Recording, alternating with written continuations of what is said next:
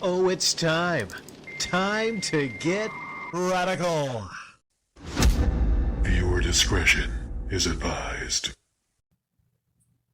Welcome to Radical Comment of the Week for December 6th through December 12th, 2021. These are the very best comments from that time period, starting out with the three honorable mentions. We have Dumez, Scary Jersey Guy, and Art Bell. The bronze medal is going to come to us from The Winged Avenger.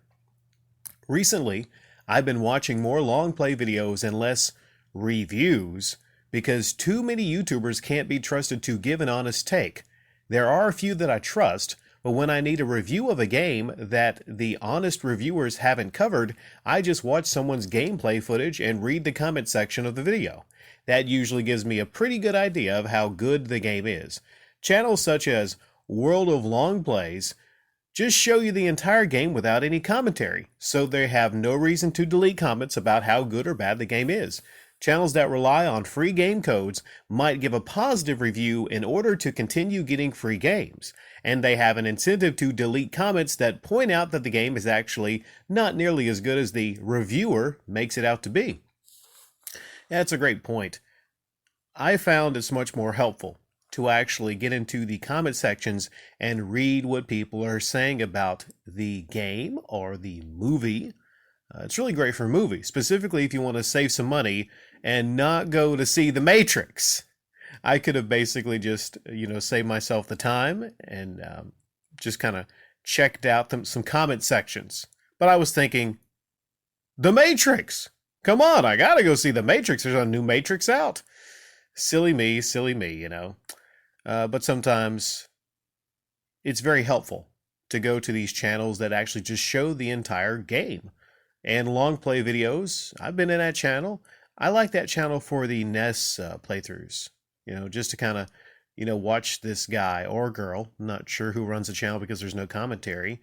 And I'm thinking to myself, okay, let's see if you can beat Silver Surfer or Battletoads.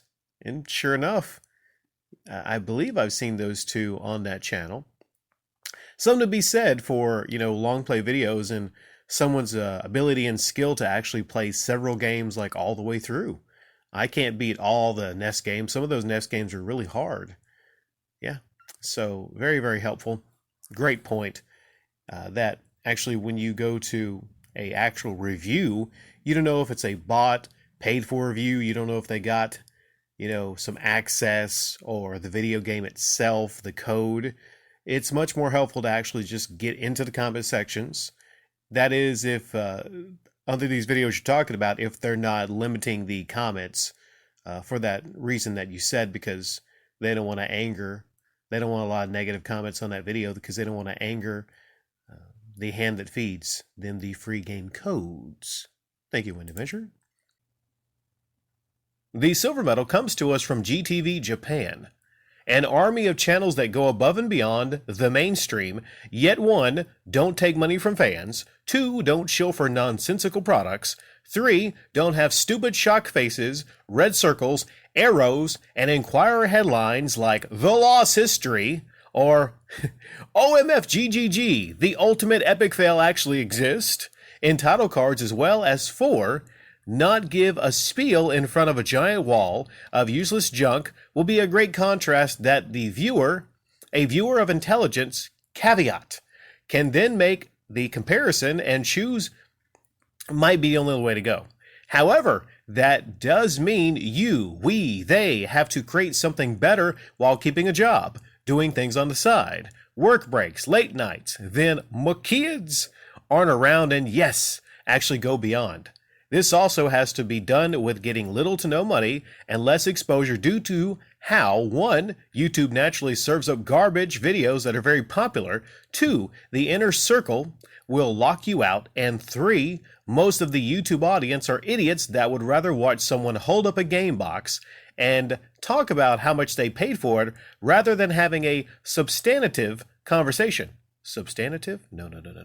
Having a substantive. I don't know why I added the A. I just get on a roll and I add A sometimes. That's a steep hill to climb.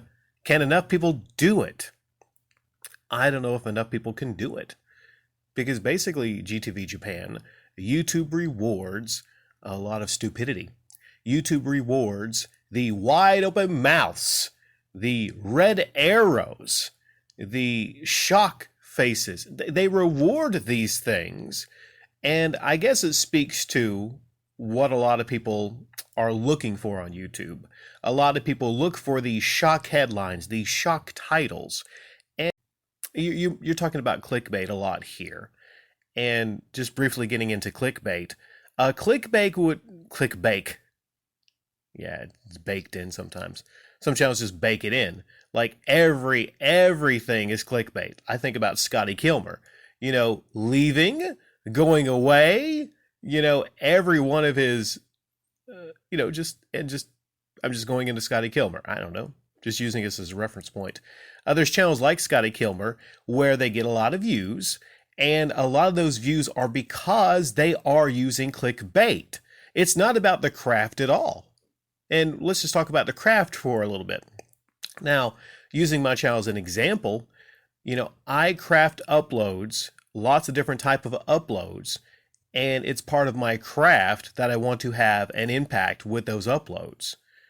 And I can make lots of changes on a channel to actually become one of these garbage crap channels that only specifically care about getting views and will clickbait people and will have misleading titles and go through all that because I don't know what the ultimate end goal is. I don't understand, like, if you're building a channel, there's certain ways, I don't want to go long with this one, but it's all about how you want to build your channel. If you want to build your channel as a quality channel, whether it's like yours, which is a quality documentary channel, or whether it's like mine, which is a quality commentary discussion channel, there's certain ways that you want to build your channel if you have a respect for your audience and you have a respect for the craft of quality. And what I see on YouTube, ultimately YouTube is a lower entertainment platform because the vast majority of people on YouTube just don't have that dedication to the craft.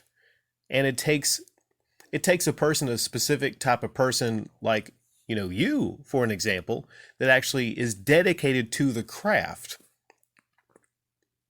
Thank you, GTV Japan. Now the shiny, shiny, shiny gold medal comes to us from Tidruzus.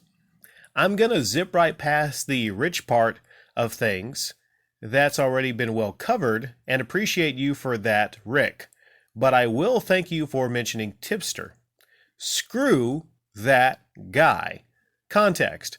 Tipster's channel blew up whenever he started covering the whole Billy Mitchell / Todd Rogers thing. He covered gaming news and such prior to that, and did for some time after. Then he went into just news, and then the commentary community, which is basically just stirring up drama and starting drama within and amongst themselves. Wait. I'm revoking your gold medal, okay? Saw is not C to Drew's. I'm just, it's still going to be gold. Okay, just letting you know. I see. Wait, did I mess myself up? Oh, I'm revoking myself too. We both get revoked here. Okay, third time's a charm. I say, there you go. I say screw him because a week didn't go by where he wasn't quitting YouTube and going to be on Twitch exclusively. For a long time, I wasn't a big fan of the content he created, but I respected the hustle. He complained about every little thing YouTube did wrong in his opinion. The algorithm, notifications, phantom unsubs. The dude even bought himself a 25,000 subscriber plaque because by the time he got there, YouTube wasn't doing it anymore, laugh out loud. When he got to 100k subs, he whined and complained because according to YouTube, his type of content wasn't consistent with what YouTube awarded those plaques for.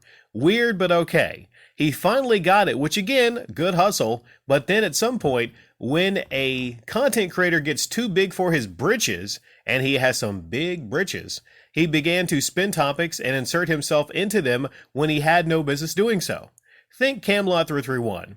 And instead of playing games on stream, he just chatted, basically a super chat driven AMA.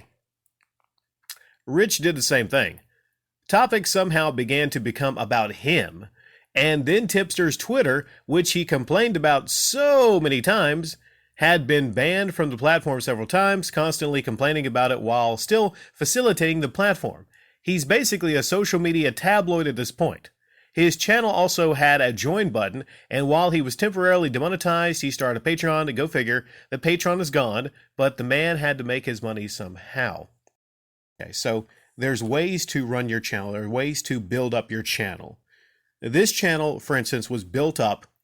This is a foundation of quality commentary and humor and just a guy talking about things and giving his honest to God opinion on things, and then sharing my opinion with other people that stop by here, and then I have the comment reply shows. I think I built the foundation of this channel. It's a quality foundation, I believe, what I built on this channel. Now, when it comes to other channels that are quality, GTV Japan. I think that is a foundation of a quality documentary type channel. There's lots of different examples of quality channels. GTV Japan, quality documentary channel.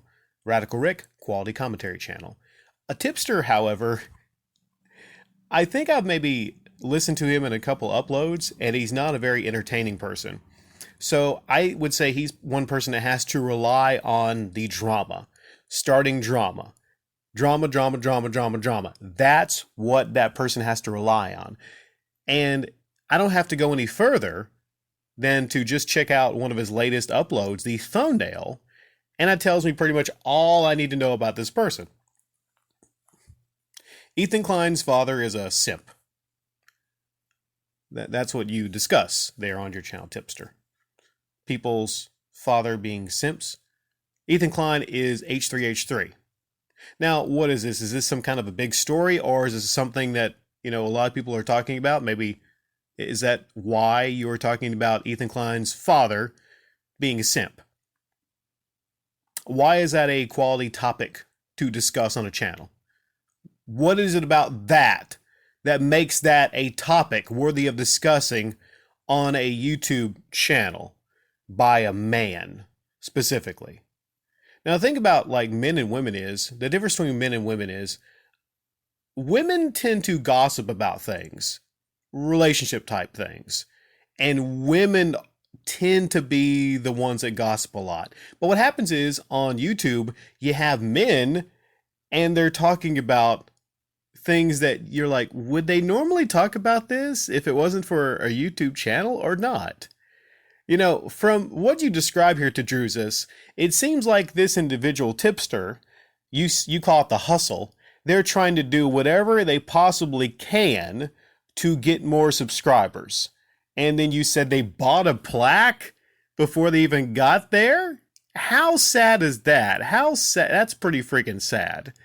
It sounds like somebody that has basically lost themselves, and that's a very shaky foundation. That is one of the weakest foundations to build your channel. So if this person would say to a channel that was smaller, hey, look at what I've built, look at my subscribers, I would easily be able to say to that, look at what you built your channel on, and also do an inventory of who those subscribers are. Think about it. People don't think about getting into the numbers, who the subscribers are. Me, on this channel, I care about having quality subscribers.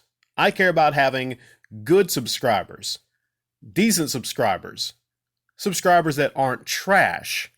And I tell people here, I'm like, hey, you know what? If you're a trash person, if you leave trash comments, guess what? You have no home here. So I went one step beyond most channels, but I'm just uploading quality content. I don't want trash people here. So it's all about how you build your channel, the foundation to which you build your channel. And yeah, that's all I have to say about that.